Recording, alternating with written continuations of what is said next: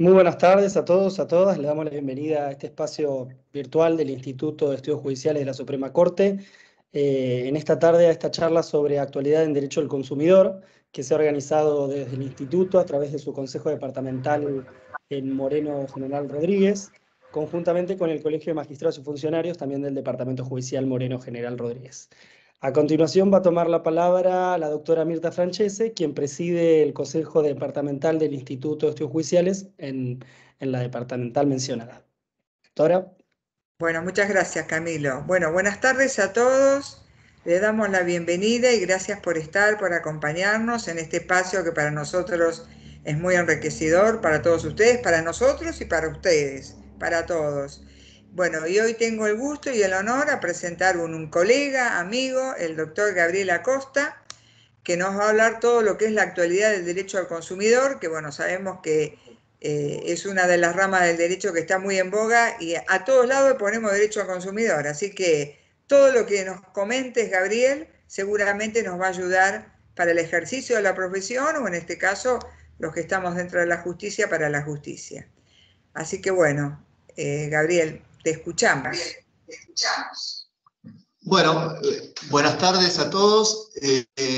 Muchas gracias, Mirta, por tu presentación y tus palabras.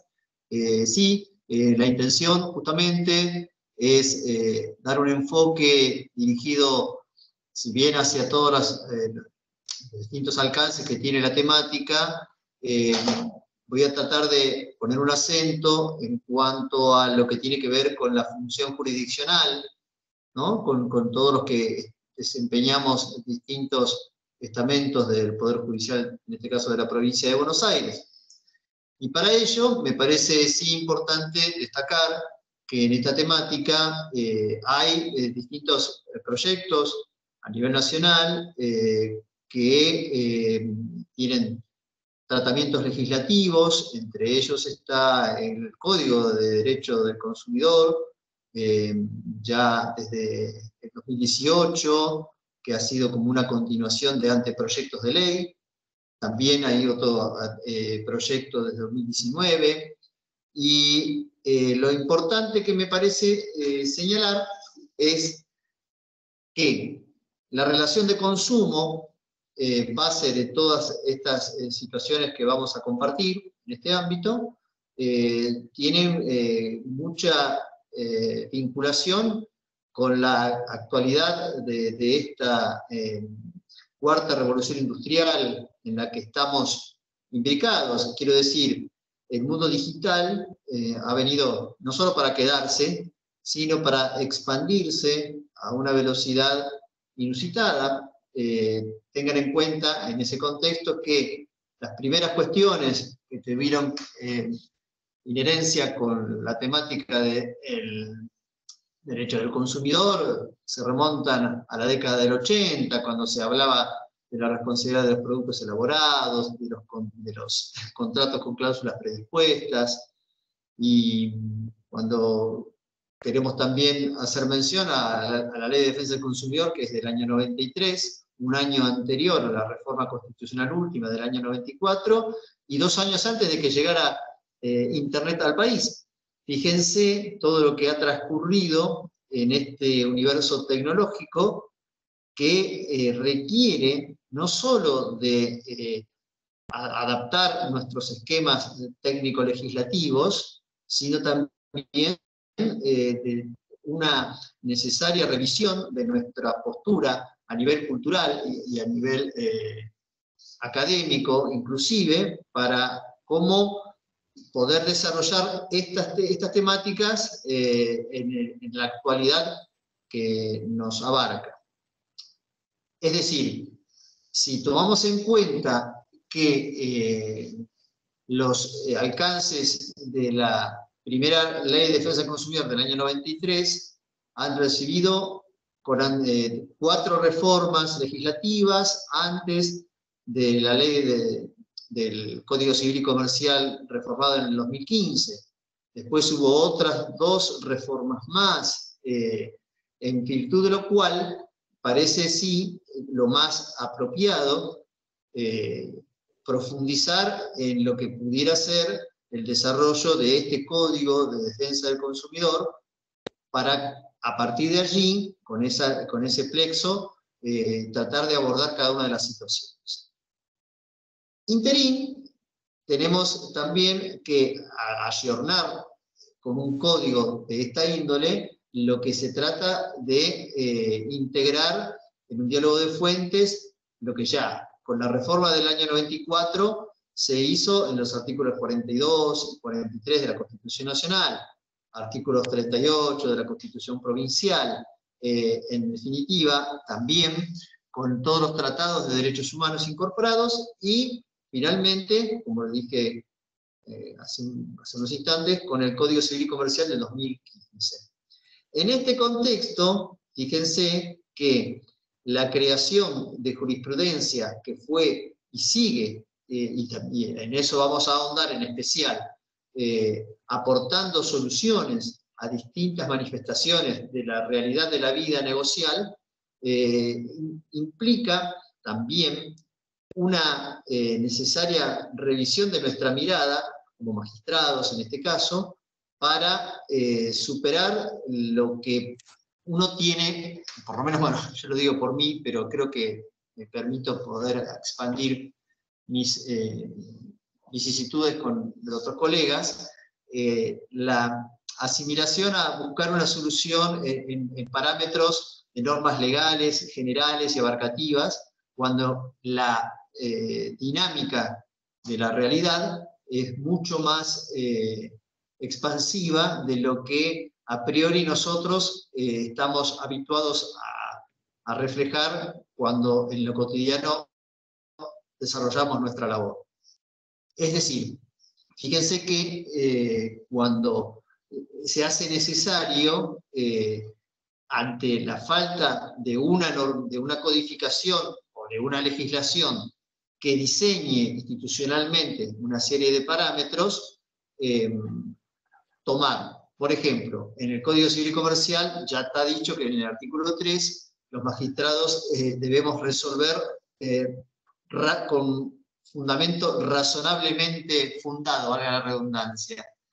Tenemos los principios de buena fe, en el artículo 9, los principios que tienen que ver también con el orden público, con los derechos del consumidor. Fíjense que en la nueva legislación del Código Civil y Comercial están por delante, inclusive, de todos los contratos en general.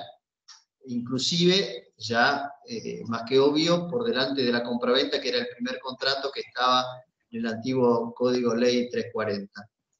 Esta serie de definiciones en cuanto a lo que implica las relaciones de consumo nos van a permitir, en la expansión de estos conceptos, a llevar a soluciones justas y equitativas para decidir una serie de situaciones que se nos hace imprescindible abarcar. En este contexto, entonces, yo quería puntualizar que tenemos contratos que tienen que ver con las relaciones con los bancos, tenemos las relaciones de consumo que vemos cotidianamente también cada vez con más asiduidad en lo que, con las operaciones de compraventa de automotores, con los planes de ahorro, con las inclusive construcciones de nuevas unidades funcionales, con temas vinculados a la salud. Es decir, se va abriendo un abanico muy abarcativo de situaciones que justifican que tengamos necesidad imprescindible de unificar posturas para una solución equitativa. En este contexto, el deber de información y el deber tácito de ilícito de seguridad es un eje central que nos permite abarcar un montón de situaciones para llegar a soluciones apropiadas. Tenemos también este proyecto de código, yo he visto en un caso que tenemos, que tuve en el ejercicio acá en el juzgado, y la noción de hipervulnerabilidad. Ha habido inclusive una resolución del Ministerio de Desarrollo, Desarrollo Productivo, donde se ha hecho un concepto muy abarcativo de esta situación vinculada a la cantidad de personas que, con base en sus limitaciones para desentrañar cómo es su situación ante la cantidad de préstamos que se obtienen, quedan abarcados en una situación económica muy frágil, que necesitan de nuestra intervención para que esa situación no los permita, no nos termine derivando en una situación de concursos preventivos y quiebras, que también vimos cómo se han expandido últimamente en esta temática. Ahora bien, yo quería, para tratar de seguir un hilo más prolijo, el hecho de poder mencionarles algunas situaciones puntuales que he visto con más reiteración en el ejercicio de esta profesión, de la magistratura judicial. Tengo, por ejemplo, el tema de la ejecución prendaria y la inconstitucionalidad que se plantea en el tema de los secuestros de automotores. Esta situación me ha tocado una vez, yo he tenido la postura desde el principio de entender que el secuestro del automotor era una situación inconstitucional porque quedaba una persona en la situación de vulnerabilidad que sin una intimación previa podían desapoderarlo de su vehículo. Esta cuestión me pareció a mí que se queda en evidencia en un juicio en el cual una persona hizo daños y perjuicios a la compañía porque tenía un plan de ahorro, había pagado la totalidad de las cuotas y la última cuota había tenido una vicisitud personal que en vez de haberla pagado como lo hacía habitualmente, lo hizo por otro medio de pago. Ese medio de pago, hubo una cuestión interna que no le habían registrado el pago en tiempo y forma, y por 2 o 3 días de atraso, en la última cuota del plan de 84 cuotas, se le hizo el secuestro prendario y en su ámbito de trabajo se le secuestró el vehículo. Esto pone en claro cómo es necesario, en ese caso, haber permitido al deudor, con una intimación de pago fehaciente, solucionar la situación de otra manera. Y esto tiene que ver con el deber de información, el trato digno y equitativo del artículo 8 también de la ley 24.240, que hubiera permitido solucionar la situación de otra manera.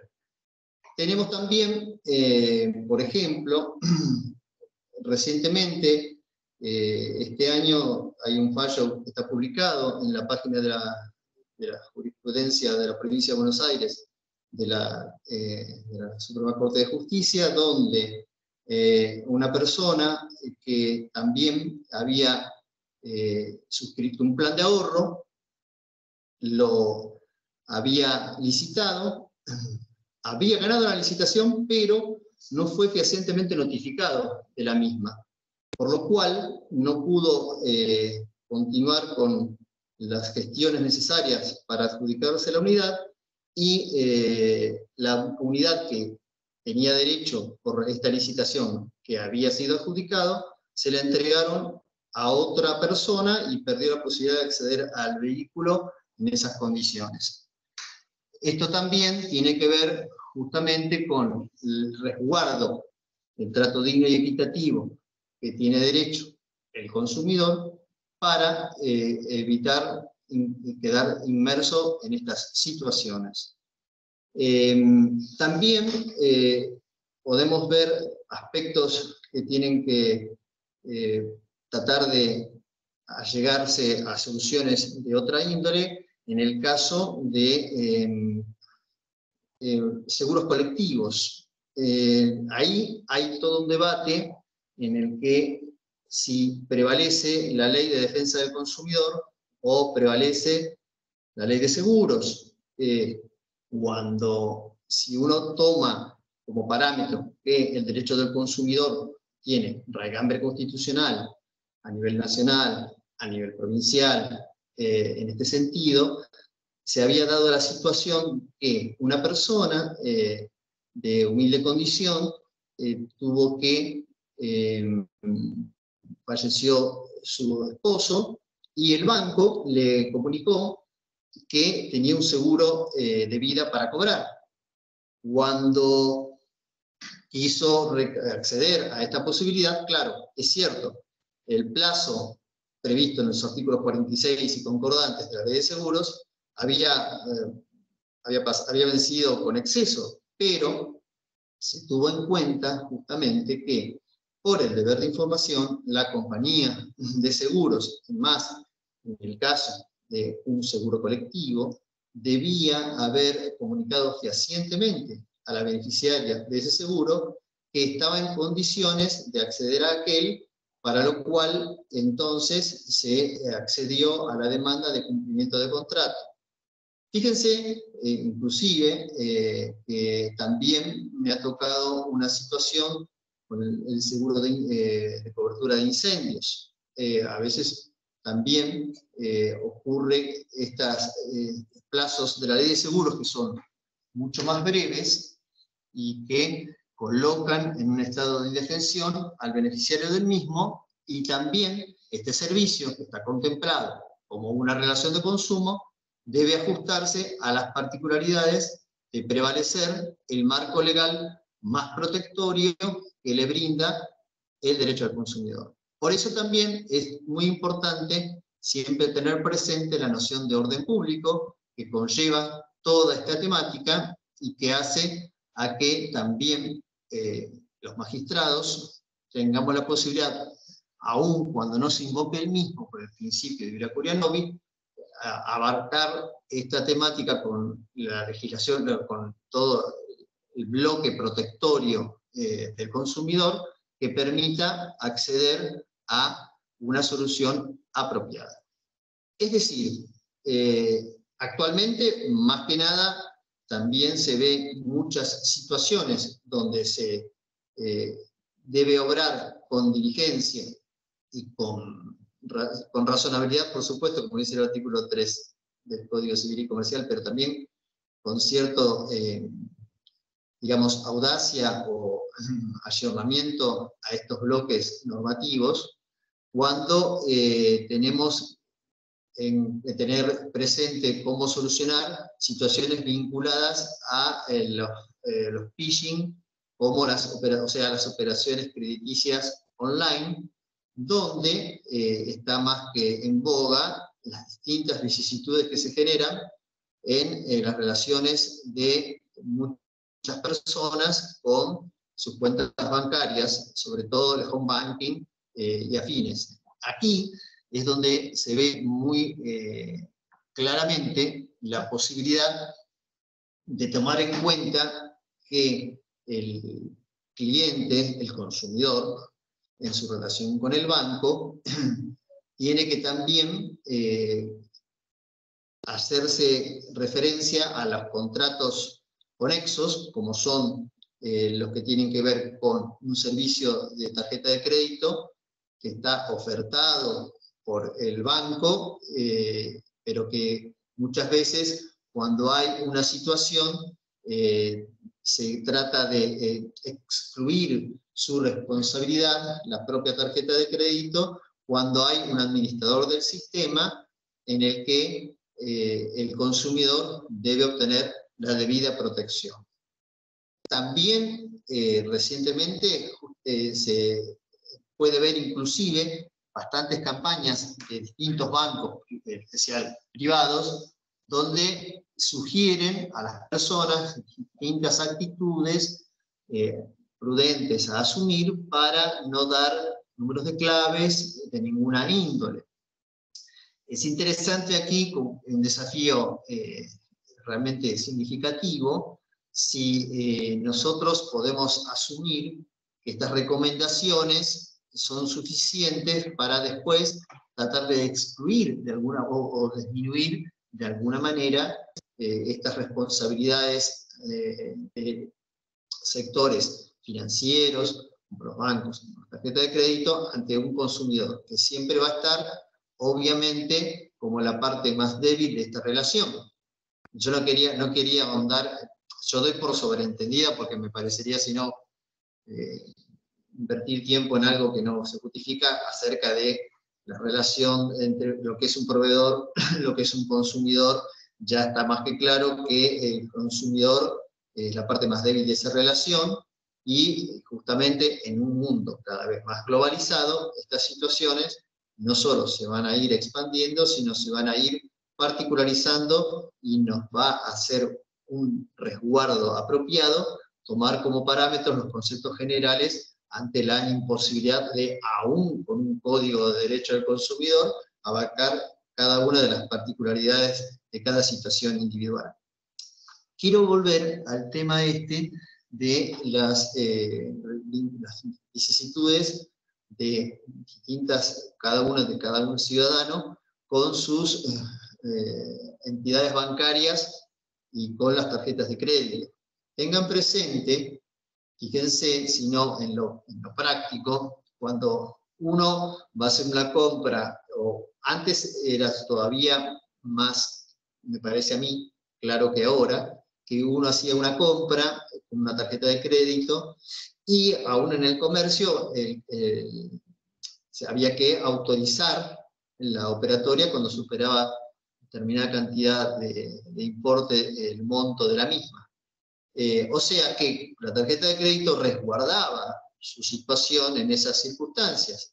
Ahora bien, ante la relación del cliente con el banco trató en distintas situaciones, ante distintos fallos, de imputar una torpeza al propio consumidor, como para tratar de desligar, de responder de los perjuicios derivados de la misma. Y esto me parece que es notoriamente contrario al espíritu de todo lo que tiene que ver con el derecho del consumidor, y en este caso más en particular, cuando siempre estamos hablando de proveedores que tienen una organización empresarial que permite, con una adecuada y eficaz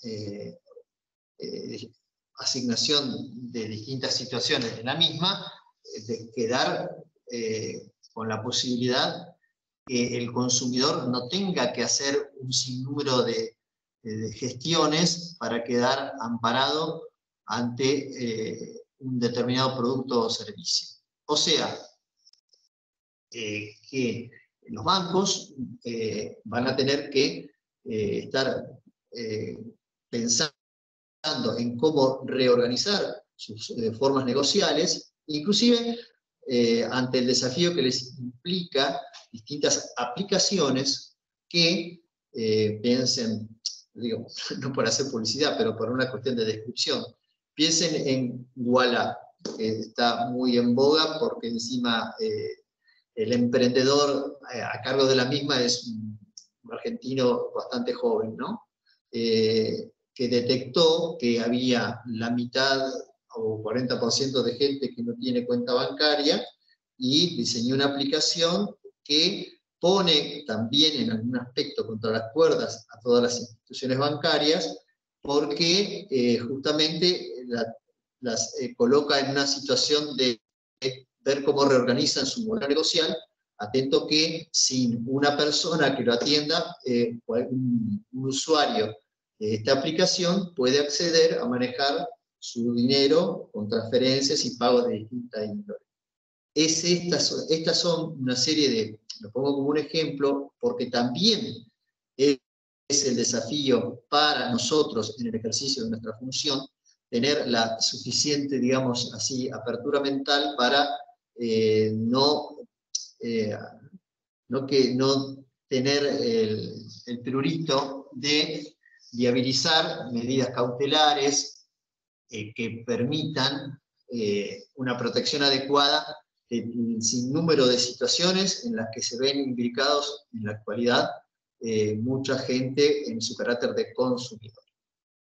Entonces, esta actualidad también podemos verla en distintos aspectos. En lo que tiene que ver, me ha pasado también con productos de compra-venta a distancia, donde cómo regular una adecuada protección, donde aquellos productos que no tienen un contacto físico, sino que es una venta a distancia, pueden llevar a que un consumidor se vea afectado no solo en el dinero que pueda estar involucrado en la operación, sino en la calidad o los vicios de los productos. Esto implica, sí, ya esto había tenido una temática que no había sido adecuadamente gestionada en la primera ley de 24.240, después fueron incorporados como los artículos 11, 15, 17, en todo lo que tenía que ver con cómo manejarse con un régimen en algunos aspectos similar, pero con ayornamientos apropiados a lo que eran los vicios ocultos y redictorios de distinta índole. Inclusive, como yo les mencioné en un párrafo primero de esta exposición, las unidades funcionales que se construyen y quedan, cuando tienen un destino de vivienda, abarcadas en esta temática de los derechos del consumidor, permite que puedan quedar involucradas empresas constructoras, ingenieros, etcétera, en tener que resarcir defectos que tengan que ver con materiales o defectos de construcción de inmuebles que tuvieran distintas vicisitudes que sobrellevar. Por ejemplo, un caso que salió en febrero de este año, en el cual los adquirentes de un dúplex, a los 2 meses de estar allí, encendieron la luz, y cuando encendieron la luz, explotó toda la conexión, la instalación, perdón, de gas, porque había habido desperfectos en el último tramo de este servicio de gas, que había hecho se acumularan por defectos en los materiales de ensamblado, que eran incompatibles entre sí de las conexiones, en la parte interior de los muros, con la chispa mínima del encendido de la luz, generó una explosión que no terminó en una tragedia, pero sí hubo no solo daños materiales, sino también algún daño físico a algunas de las personas que habitaban la vivienda. Sí, también es cierto que inclusive en ese caso está la posibilidad, se optó por el resarcimiento de la reparación y no como había pretendido la parte actora, que se le diera un departamento nuevo, porque la estructura general y de todos los otros servicios no había quedado afectada. Así que también se acotó en una parte el reclamo de la parte actora en esta situación que estoy mencionando.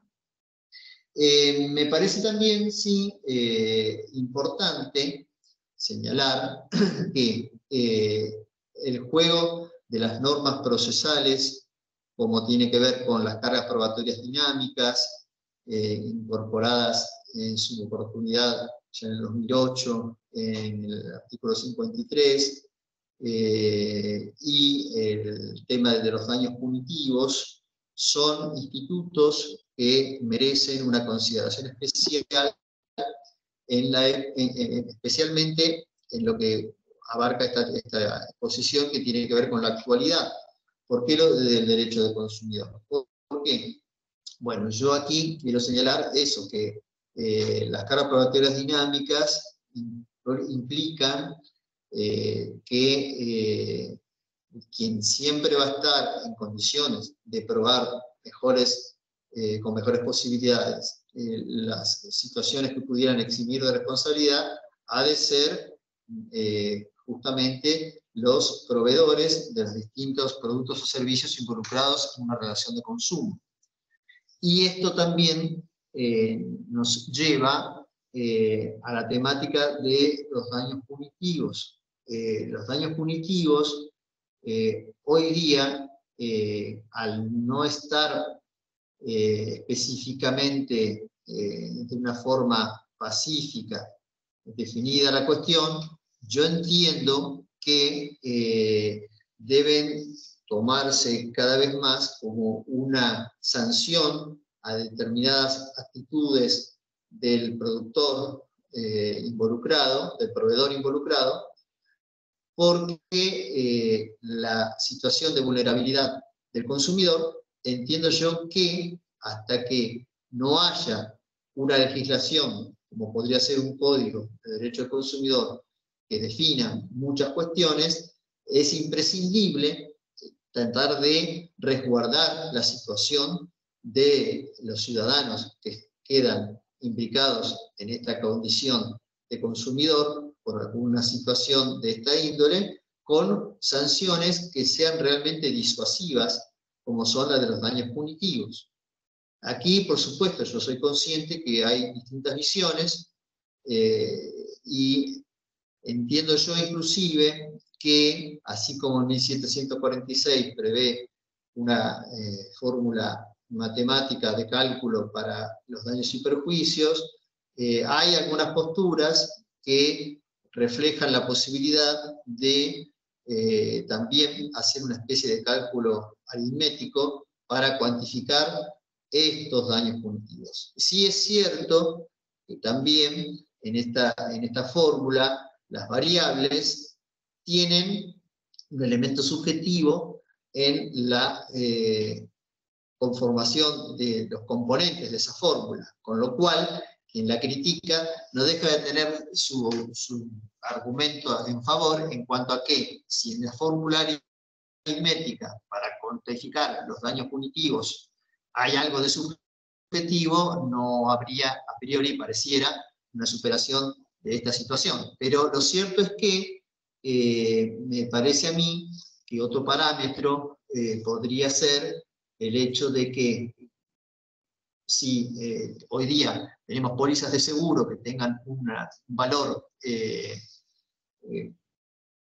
máximo, este valor máximo podría ser, a la hora de una responsabilidad civil contra terceros, un parámetro que nos brinde justamente eso, una referencia para cuantificar estos daños punitivos. Me parece que esto es importante debatirlo también en la mayor apertura de criterios que pudiera cada uno sostener.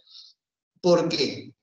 Porque en el ejercicio de esta función, uno con la oralidad mediante toma audiencias en las que ve que cuando la empresa, ya sea una concesionaria, un banco, sobre todo los bancos, una compañía de seguros, no tienen en general una actitud que sea la de tratar de conciliar a partir de una propuesta, de un arreglo razonable, sino que en esta temática de las cuestiones vinculadas al derecho del consumo, se sigue dilatando, en mi opinión o en mi experiencia, en la suma de las dos, lo que tiene que ver con dar un resarcimiento atendible ante determinadas situaciones.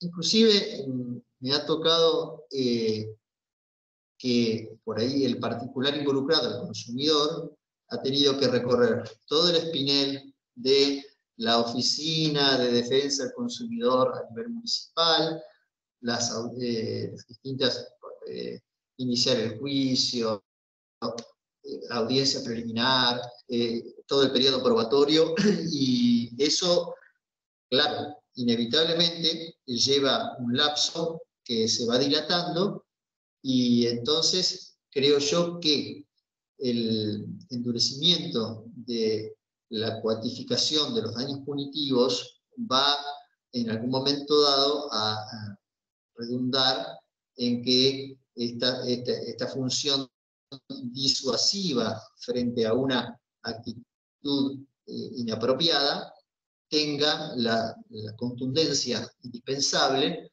para que así pueda cumplir lo que pretende el mandato de ley a partir de este artículo 52 bis, que es justamente que las empresas involucradas en determinadas situaciones puedan revisar sus posturas.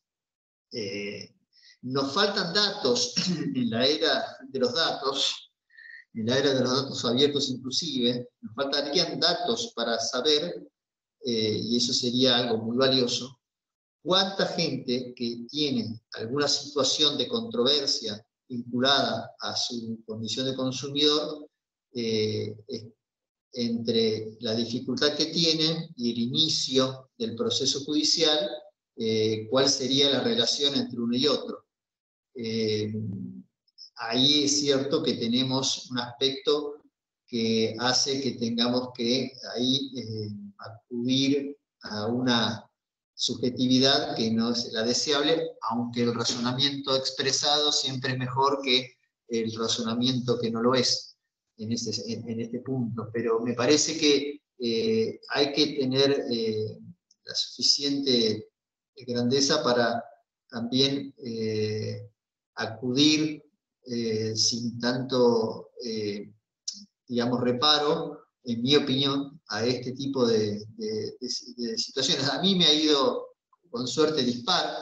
Generalmente, cuando uno establece una sanción significativa en esta índole y se recurre a la alzada, vienen reducidas, y me parece que ahí no hay una ponderación apropiada de todas estas circunstancias, que es el lapso de tiempo entre que tuvo lugar la situación que justificó después la promoción del proceso judicial con lo que tiene lo que puede recuperar, aún con una sentencia a favor, el consumidor involucrado.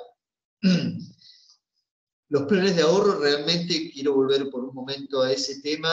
Hay muchas vicisitudes en las que la gente queda muy desprotegida.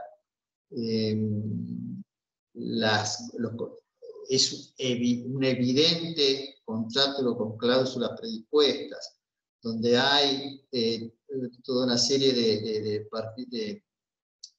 figuras intercruzadas entre la fábrica, el concesionario, el administrador de los fondos de ahorro predeterminados, en la que el consumidor o el adquirente de un vehículo ignora que hay determinadas situaciones en las que puede verse perjudicado. Inclusive, hablando de la actualidad, recientemente, hablo del año pasado, se dio la circunstancia de quien reclamó por cuando le adjudicaron el vehículo, le dieron la opción de elegir entre 3 compañías de seguro.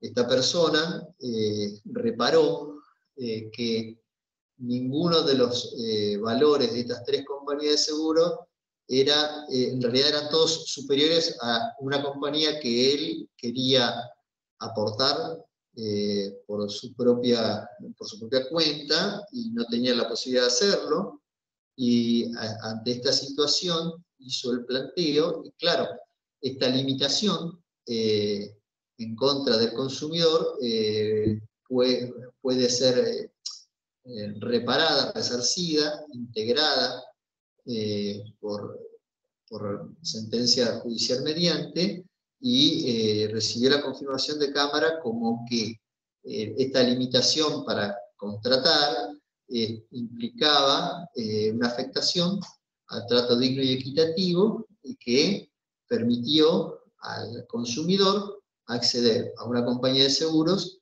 que tenía un valor de mercado menor al que las tres que se le ofrecían. Posteriormente también se ha visto que inclusive se han reformulado algunas de estas cláusulas en cuanto a que ya sí se le permite a la administradora de los planes a ofrecer al consumidor tres compañías de seguros específicas, pero en tanto y en cuanto el valor de las mismas no sea equivalente a cualquier otra que esté por fuera del contrato, pero dentro del mercado.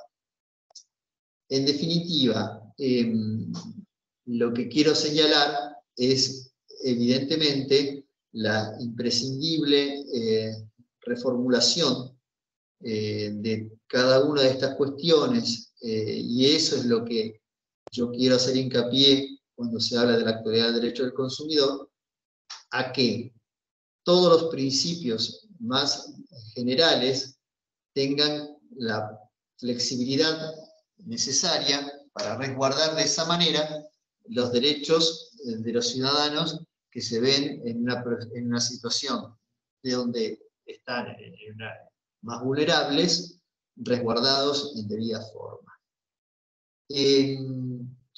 Inclusive, quería también hacer mención a cuando se está empezando también a expandir en situaciones. Tengan presente que cuando se hace referencia a la noción de consumidor y a la defensa de los derechos del mismo, se hace referencia a la salud y a la seguridad económica, y en cuanto a la salud, también las empresas de medicina prepaga es un servicio en el que debe tomarse aún con más consideración todas estas cuestiones en las que no pueda afectarse lo que tiene que ver con una correcta cobertura de distintas situaciones de salud de las personas involucradas, para no estar expuestos a cláusulas predispuestas que limiten o restrinjan la adecuada atención que debe brindarse en situaciones específicas de salud que necesiten el debido resguardo. Bueno, no sé si estamos en tiempo para, si quieren hacer alguna pregunta o ir hacia alguna temática específica que quieran hacerme algún señalamiento que pueda aportar lo que haga falta para tratar de completar lo que hasta aquí he tratado de exponer.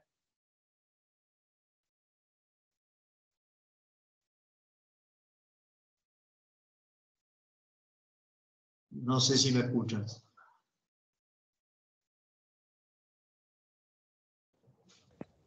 Sí, Doc, lo escuchamos. Creo que hay una pregunta.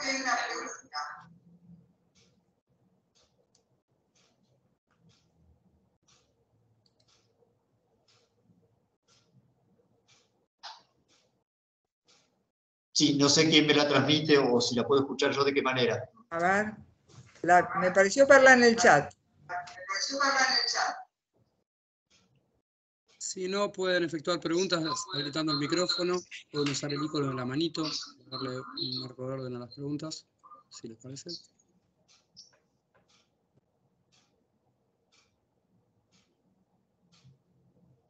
Sí, ¿lo tengo que habilitar yo o lo hacen ustedes desde allí? No, los asistentes automáticamente pueden realizar preguntas en el momento que les parezca.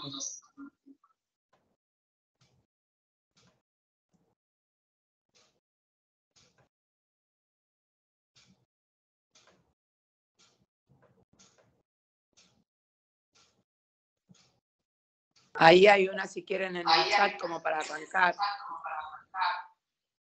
Dale. Sí, yo acá no la puedo leer, no sé si en todo caso me la lee alguien. Esteban Limbrandi hace una pregunta, Gabriel, no sé si me escuchás. Sí, te escucho. Dice, ¿le interesa la aplicación de la Ley de Defensa del Consumidor en relación al Estado municipal? Si hay jurisprudencia, criterios al respecto para considerar eso. El Estado municipal como obligado en la relación de consumo, ¿qué criterios se observan en el foro contencioso administrativo? No, la verdad que no escuché claramente. Si me la podés repetirme. Bueno, pregunta Esteban Limbrandi. ¿Le interesa la aplicación de la Ley de Defensa del Consumidor en relación al Estado municipal? ¿Qué jurisprudencia al respecto al considerar el Estado municipal como obligado a la relación de consumo? ¿Y qué criterios se observan en el foro contencioso administrativo? El criterio del contencioso administrativo, honestamente se lo debo porque yo soy juez civil y comercial. No sé en cuanto, por eso mismo, la situación de un municipio vinculado a la defensa del consumidor en el foro contencioso. Sé que los municipios, acá en este caso de Moreno, sí tiene su área en la materia, y la mayoría de las veces, cuando llega una situación acá al Foro Civil y Comercial, han acudido al mismo.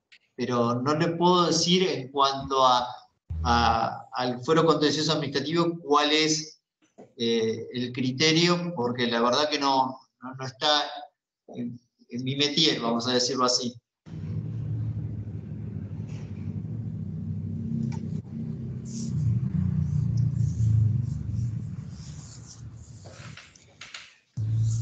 ¿Hago una pregunta, puede ser? Sí. A mí me interesaría saber si existe algún criterio con respecto al pase al fiscal. En algunos juzgados existe el paso apenas notificada la demanda, otros notifican sentencia de primera instancia y sentencia de cámara, y hay otros juzgados que incluso también notifican la apertura a prueba. Eso acá en el departamento a veces llega a la dificultad de que en Fiscalía tarda 6 meses para responder la vista que se le otorga y retrasa el proceso en forma innecesaria.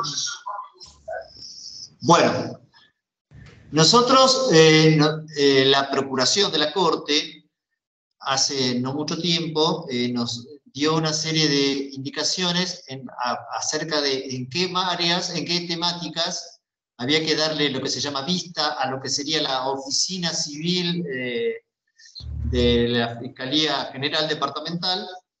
Entre ellas estaba la cuestión vinculada al derecho al consumidor. En mi caso en particular, lo que yo hago es, doy la vista conjuntamente con el primer despacho.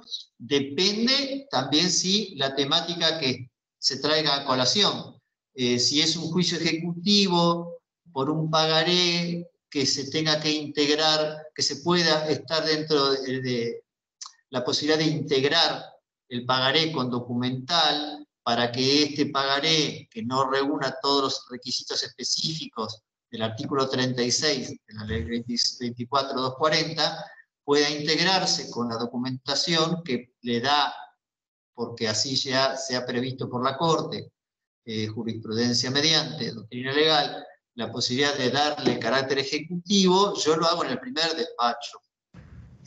También cuando es un proceso de conocimiento. En cuanto a al lapso de demora, tengan en cuenta en este departamento judicial sí que la Oficina de Asuntos Civiles de la Fiscalía General Departamental son 2 personas. Esas 2 personas tienen que elaborar los dictámenes todo lo que tiene que ver con los procesos sucesorios, fundamentalmente, etc. Y a veces eso conspira contra la agilidad en los tiempos de las respuestas. De todas maneras, yo no veo que haya una gran demora, yo lo digo en el caso de mi juzgado y en el caso de lo que tiene que ver con este departamento judicial. Calculo yo que en aquellos departamentos judiciales a nivel provincial, donde la litigiosidad es mucho más significativa que aquí, evidentemente que sí, entiendo yo, debe generar demoras injustificables en la mayoría de los en todos los casos, vamos a decirlo así. En el caso nuestro, el departamento Moreno General Rodríguez, no hay, en mi opinión no se da esta situación.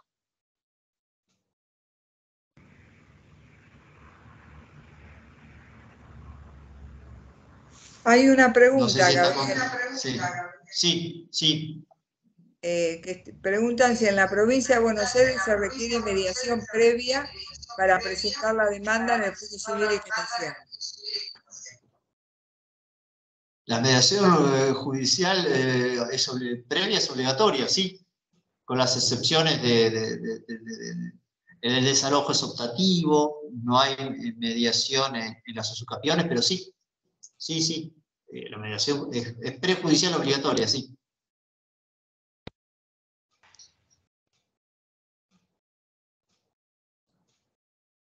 No sé si hay alguna otra pregunta.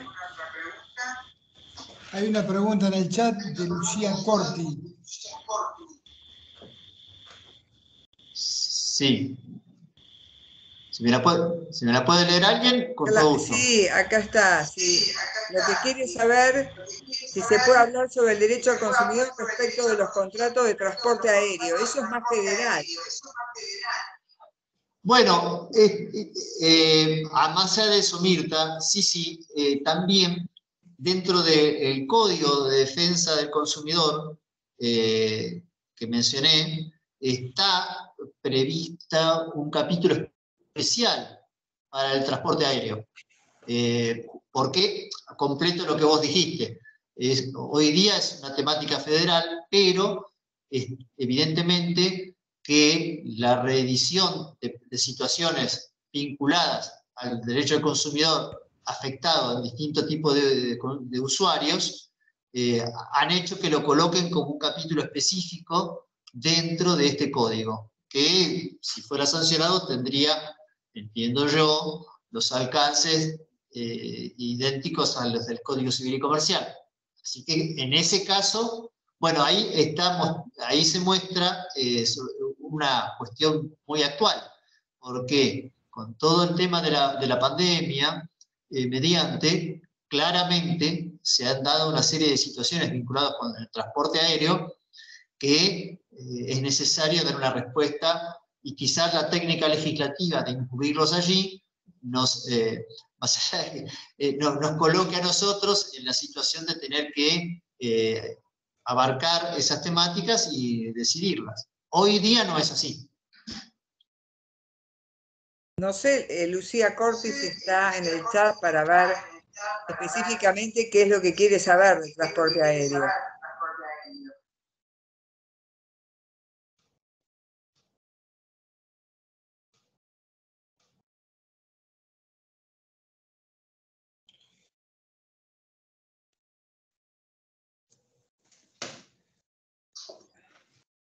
Tengo otra pregunta, Gabriel, si puede ser para hacerlo más dinámico. Sí, cómo no. Sí. Con respecto a las opciones que tienen por ejemplo, las compañías de seguro de ahorro previo, que generalmente tienen la característica que también son agentes intuitorios o apoderados de las compañías de seguro que ofrecen, yo creo que hay una contradicción entre la ley 24240, que establece la obligatoriedad de una triple opción, con lo que está establecido en el Código Civil, que dice que no se puede restringir en forma alguna la oferta al consumidor. y si existe alguna jurisprudencia respecto a esta contradicción entre la ley de defensa del consumidor y lo que establece el Código Civil. La parte que no te escuché bien es cuál es la contradicción entre la Ley de Defensa del Consumidor y el Código Civil. Y el Código Civil, respecto de que el Código Civil dice que no puede haber ningún tipo de restricción en la oferta que se le haga al consumidor. En cambio, la Ley 24240, que es anterior al Código Civil, establecía como que tenía que dar una triple opción, hacer una oferta entre 3 compañías de seguro. Y con eso cumplían, digamos, con la Ley de Defensa del Consumidor. Bueno, yo creo que, en mi opinión, lo que yo he visto a nivel jurisprudencial, y yo hice referencia recién a eso, es que no habría contradicción en tanto y en cuanto por el principio en favor del indubio pro consumidor, si yo consumidor puedo acreditar que una compañía de seguros a mí me da una idéntica cobertura a la que me ofrecen las 3, que sea de un precio que está por debajo de aquellas 3, yo tendría que tener derecho a poder eximirme de que tenga que elegir entre alguna de esas 3. Eso es lo que yo creo. Eso es lo que yo creo, porque esta ley de defensa del consumidor, por su carácter de orden público, por integrar en un diálogo de fuentes toda un bloque vinculado a la Constitución Nacional, a la ley específica, a la Constitución provincial, debería, para mí, debe prevalecer. Porque si no, y no porque no hablo de una norma específica que deroga una norma general, sino hablo justamente por eso de un diálogo de fuentes. Me parece a mí que debe prevalecer aquello que favorezca al consumidor, por esto que te menciono. Así que yo zanjaría esa discordancia, vamos a decir así, en este sentido. Entiendo yo que cualquier consumidor que pudiera aportar una compañía de seguros que le ofrezca el mismo servicio por un precio menor, tiene derecho a hacerlo.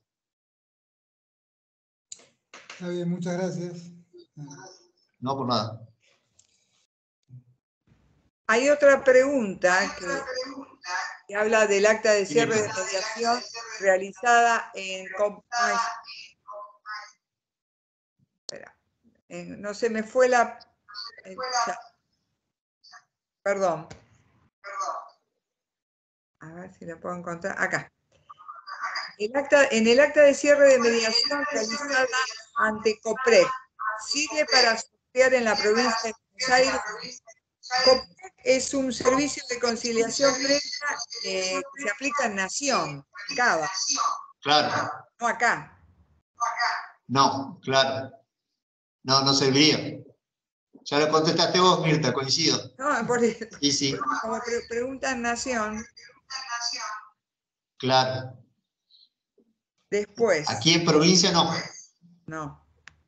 Después hay otra pregunta que quiere saber si la aplicación de la Ley de Defensa del Consumidor debe ser aplicada por el juez aún en los casos en que la parte lo requiera.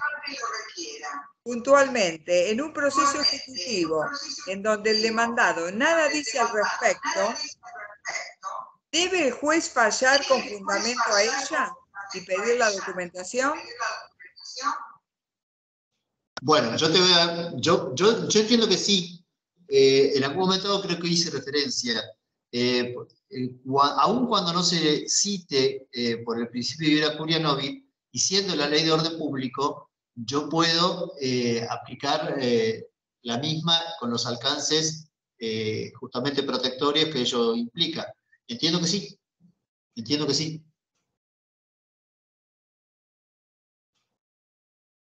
Bien. Después, Lucía, que lo que planteaba del transporte aéreo, hablaba particularmente por una señora que en un mes y medio antes quiso cancelar la compra y solicitar el reintegro del dinero.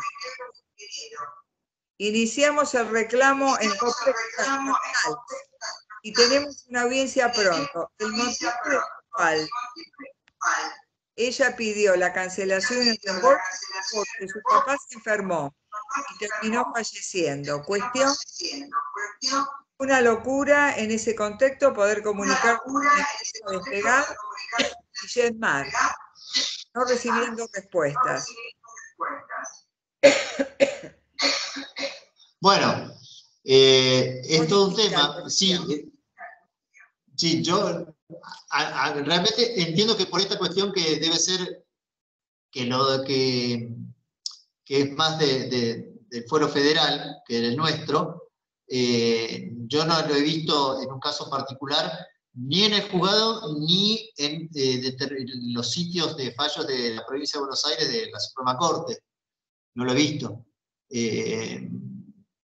No sé, habría que, vuelvo a decir, a mí el desafío más grande más interesante, en mi opinión personal, es justamente esta cuestión de tratar de salirnos un poco de algunos moldes en los que a veces inconscientemente quedamos encorsetados, en cuanto a que si en una operatoria de esta índole no podría estar involucrada también un banco, una tarjeta de crédito, a ver cuál es el sistema, porque normalmente el consumidor no está simplemente ligado bueno, cuando es la venta de un pasaje, pues evidentemente que tendrá que ver con la empresa aérea pertinente. Ahora, Despegar es un intermediario.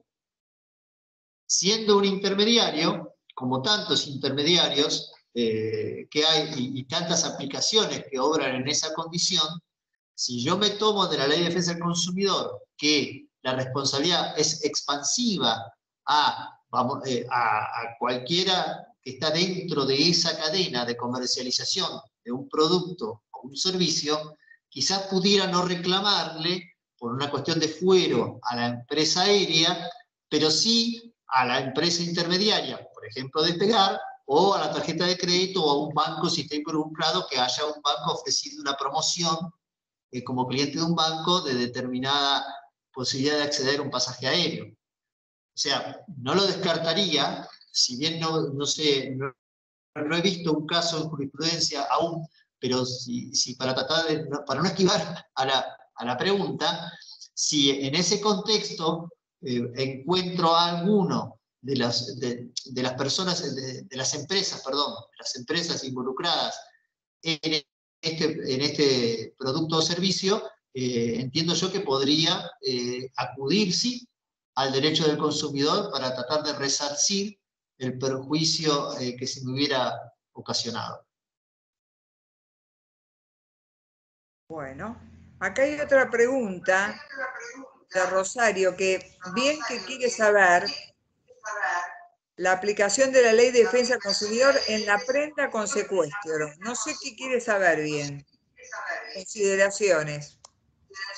Rosario. Bueno, yo lo de la prenda con secuestro hice referencia y puedo tratar de hacerlo con un poco más de precisión. A veces cuando uno habla 50 minutos de corrido, es difícil mantener la lucidez y la energía. Pero la prenda con secuestro, les puedo asegurar esto, que inclusive yo tuve una postura desde el principio diciendo que el secuestro, no la ejecución prendaria, pero sí la acción de secuestro específica, para mí era inconstitucional. Al principio, bueno, yo estoy hablando Departamento Judicial, Moreno General Rodríguez, no tenemos Cámara de Apelaciones, nuestra Cámara de Apelación que nos corresponda es la Cámara de Mercedes, y en un principio me desestimaban la inconstitucionalidad de la acción de secuestro, y después esa tendencia fue revirtiéndose. ¿Por qué? Yo lo que planteaba y lo que sostengo es que la acción de secuestro a una persona sin darle la chance de intimación de pago mediante a través de la ejecución prendaria puede verlo afectado por una cuestión de derecho de defensa en juicio que se deje de posibilitar, y así entonces me parece que, y les digo más, vuelvo a decir, esa persona que les mencioné, que inició un juicio de conocimiento por daños y perjuicios como adquirente y habiendo pagado todas las cuotas de los 7 años, de los 84 pagos, habiéndose ni siquiera atrasado porque él utilizó otro medio de pago distinto, y le secuestraron el auto, una persona que acá en Moreno General Rodríguez, porque a veces yo pierdo la perspectiva que estamos a nivel provincial, ¿no? Una persona que trabajaba en La Serenísima, que es la empresa más grande de la zona, y delante de todos los compañeros le secuestraron el auto. La persona quedó realmente afectadísima porque es horrible, digo yo. ¿Se imaginan que alguien que pagó todas sus cuotas le vayan a secuestrar el auto de su lugar de trabajo y sin haberle dado siquiera el derecho, a través de una intimación de pago, a aclarar lo que hubiera necesidad de esclarecer? Por eso es que entiendo yo que la ejecución prendaria, sí, la acción de secuestro autónoma como una protección al derecho del consumidor, yo entiendo que no. Pero bueno, hay muchas opiniones en este sentido, pero mi respuesta es esa.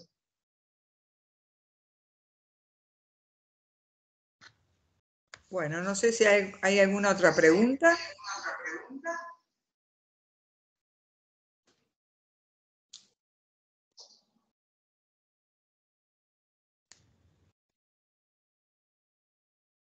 Agradecen todos acá la respuesta.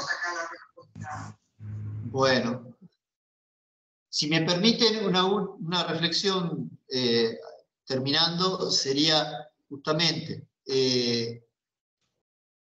es para mí muy importante tener en claro que estamos en un momento, en esta temática, en una actualidad donde las tecnologías, los contratos a distancia, la digitalización avanza de una manera tan veloz y tan exponencial que requiere de los operadores de derecho que estamos de este lado del mostrador ejerciendo la función, un ayornamiento muy central para estar a la altura de dar respuestas apropiadas a un sinfín de situaciones que requieren, vuelvo a decir, de nuestra participación activa con todas estas herramientas con las que hoy contamos, más allá de que esta legislación, vuelvo a decir, ha tenido distintas modificaciones y actualizaciones, pero no deja de ser una legislación del año 93, que queda muy atrás mano hasta que no se estandaricen con otra propuesta legislativa de un diseño institucional más moderno, que estemos a la altura para, tanto en la celeridad como en el contenido, dar respuestas cada vez más apropiadas a los ciudadanos que quedan involucrados en un sinnúmero de situaciones donde requieren una respuesta reparadora para no quedar expuestos a aquellas situaciones que los afecten de una manera significativa y en desmedro de sus derechos constitucionales, en esta constitucionalización del derecho civil que cada vez vemos como más instalada y más en expansión. Esto es lo que quería como corolario tratar de señalar, espero haberlo podido hacer. Bueno, después Federico dice que en el juzgado donde trabaja él, le dan curso a la acción de secuestro, pero con el recaudo de la intimación de pago previo. Bueno, está dentro de lo que acabo de mencionar, este ayornamiento a cosas atípicas, que por ahí en una primera aproximación nos dan como una resistencia a decir, uy, pero esto, ¿dónde está dicho así? pero sería una manera práctica de tratar de zanjar esto que yo menciono. Si me van a secuestrar el auto, primero intímenme de pago de alguna manera, para que yo, si tengo que aclarar, lo pueda aclarar.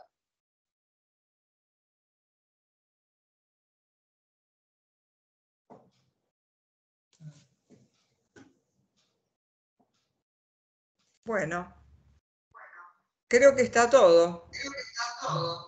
No sé si alguien más quedó sin responder alguna pregunta.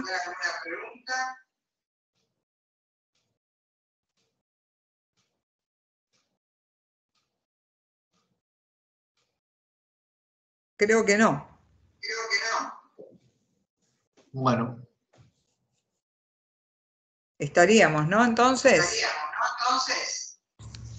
Nadie más levanta la mano. Así que bueno. Bueno, Gabriel, te quiero agradecer tu charla ilustrativa que tuviste con nosotros.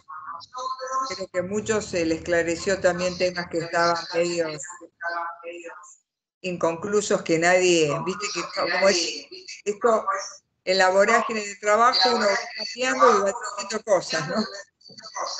Sí, ya lo creo. Porque es ya así. Lo creo. Uno habla, pero a veces, viste, la cámara te dice una cosa, te da vuelta el criterio que vos pensabas. Pero bueno, es así, es así. Así que bueno, de parte del instituto, muchas gracias. Gracias a los participantes por estar presentes acá y bueno, especialmente vos, colega y amigo, compartimos muchos momentos. Bueno, gracias a vos, Mirta, por esta posibilidad y a toda la gente que ha participado. Espero haber podido aportar, aunque sea algunos lineamientos sobre estas cuestiones que son tan interesantes y cada vez van a ser más trascendentales. Y bueno, a su disposición para lo que fuera menester. Acá todos agradecen tu excelente exposición, ¿eh? Bueno, muchas gracias, muchas gracias.